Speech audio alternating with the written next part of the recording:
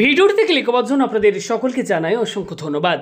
আপনি যদি পঞ্চায়েত এলাকায় থাকেন এবং আপনার যদি পঞ্চায়েত এলাকায় বিজনেস রয়েছে এবং আপনার ট্রেড লাইসেন্স আপনি বর্তমানে রিনিউয়াল করতে চাইছেন, কিভাবে আপনি অনলাইন থেকে আপনার ট্রেড লাইসেন্স রিনিউয়ালের জন্য আবেদন করবেন আজকের ভিডিওতে পরপর স্টেপ বাই স্টেপ আপনাদেরকে দেখিয়ে দেবো।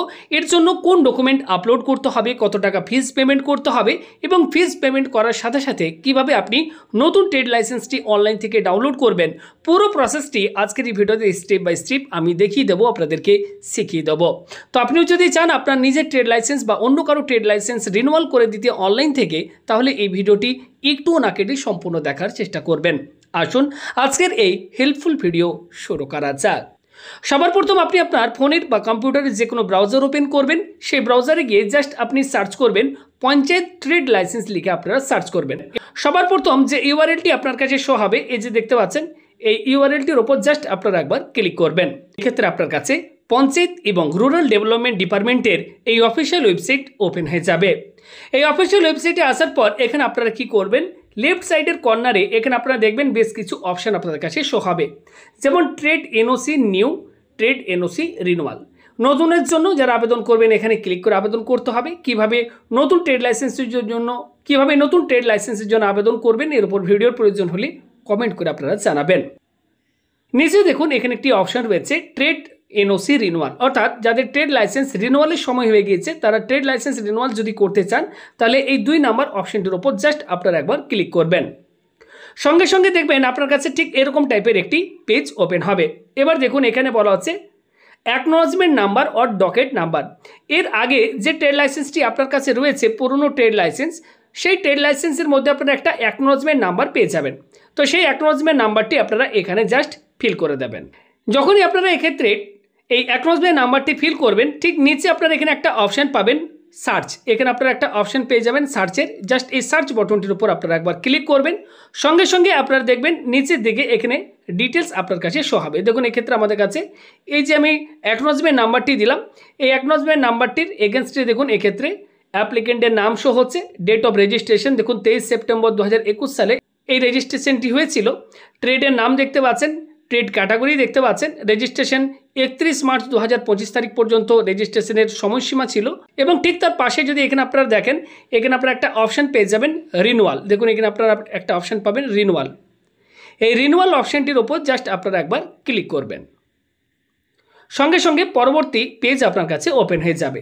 এবার দেখুন এখানে ফিনান্সিয়াল ইয়ার দেখতে পাচ্ছেন, রেজিস্ট্রেশন ডেট দেখতে পাচ্ছেন, কবে রেজিস্ট্রেশন করেছিলেন, registration number, applicant name, last মানি রিসিভ নাম্বার দেখতে পাচ্ছেন, রিসিপ্ট অ্যামাউন্ট দেখতে পাচ্ছেন, লাস্ট রিসিপ্ট ডেট দেখতে পাচ্ছেন। এবং এখানে দেখুন এবার বলা হচ্ছে অ্যাড্রেস অফ অ্যাপ্লিকেন্ট। এবার এখানে আপনি পুরনো ট্রেড লাইসেন্সের মধ্যে যে ডিটেলসগুলো রয়েছে সেই ডিটেলসগুলো দেখে দেখে আপনারা এখানে ফিল করতে পারেন।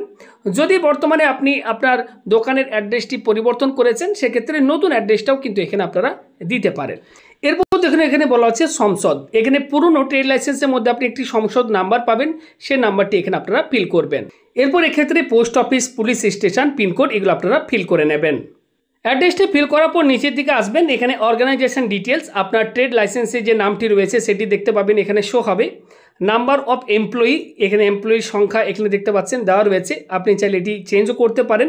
অ্যামাউন্ট অফ ইনভেস্টমেন্ট, কত টাকা আপনি financial year, last financial year কত টাকা ইনভেস্ট করেছিলেন, কত টাকা আপনি রেভিনিউ আপনি ইনকাম করেছেন। তো এখানে ডিটেলসগুলো ফিল আপ থাকবে, চাইলে আপনি চেঞ্জ করতে পারেন, নাহলে যেটা পুরনো আগে থেকে এক্ষেত্রে শো হবে সেটা আপনারা রেখে দিতে পারেন। এরপর দেখুন বলা হচ্ছে ক্যাটাগরি অফ ফি। এখান থেকে এবার ক্যাটাগরিটি আপনাদেরকে সিলেক্ট করতে হবে। নট পেইং প্রফেশনাল ট্যাক্স, এখানে যদি ক্লিক করেন তাহলে 150 টাকা চার্জ কাটবে 3 বছরের জন্য। পেইং প্রফেশনাল ট্যাক্স, তারপর রয়েছে ক্যাপিটাল ইনভেস্টমেন্ট রেঞ্জিং 10,000 থেকে 5 লাখ টাকা পর্যন্ত, এক্ষেত্রে 750 টাকা আপনার চার্জ কাটবে। ক্যাপিটাল ইনভেস্টমেন্ট এক্সিডিং 5 লাখ টাকা, এখানে যদি ক্লিক করেন তাহলে 1500 টাকা চার্জ কাটবে। এক্ষেত্রে আমি যেটি করছি এটি হচ্ছে একটি সাইবার ক্যাফে, তো এই ক্ষেত্রে আমরা এই সাইবার ক্যাফে অপশানটিকে সিলেক্ট করে নিলাম। যখনই সিলেক্ট করলাম দেখুন এক্ষেত্রে 3 বছরের জন্য দেখাচ্ছে 450 টাকা ফিজ আমাদের এক্ষেত্রে কাটবে। এরপর দেখুন এখানে বলা হচ্ছে লাস্ট ইস্যুড সার্টিফিকেট। আগে আপনার কাছে পুরনো যে ট্রেড লাইসেন্স রয়েছে সেই পুরনো ট্রেড লাইসেন্সটি জাস্ট এখানে আপনারা আপলোড করে দেবেন, ফটো তুলে এক্ষেত্রে আপনারা আপলোড করে দেবেন। এরপর প্রসেস অপশানটির উপর ক্লিক করে আপনারা এগিয়ে যাবেন। পরবর্তী পেজ আপনাদের কাছে ঠিক এইভাবে ওপেন হবে। এবার এক্ষেত্রে আপনারা দেখবেন অ্যাকনোলেজমেন্ট নাম্বার এক্ষেত্রে আপনাদের কাছে শো হবে। Click here to download acknowledgement copy download করতে চাইলে ডাউনলোডের উপর ক্লিক করে ডাউনলোড করতে পারবেন। তো আপনারা কী করবেন, এক্ষেত্রে ক্লিক হেয়ার টু পেমেন্টের অপশন দেখতে পাচ্ছেন, এই ক্লিক হেয়ার টু পেমেন্ট অপশনটার উপর ক্লিক করে আগিয়ে যাবেন। অ্যাকনলেজমেন্ট নাম্বার, সংশোধ সমস্ত কিছু শো হবে, কত টাকা আপনি পেমেন্ট করছেন সেটা শো হবে। এরপর এখানে অনলাইন পেমেন্টের অপশন দেখতে পাচ্ছেন, এই অনলাইন পেমেন্ট অপশনটার উপর ক্লিক করে আপনারা আগিয়ে যাবেন।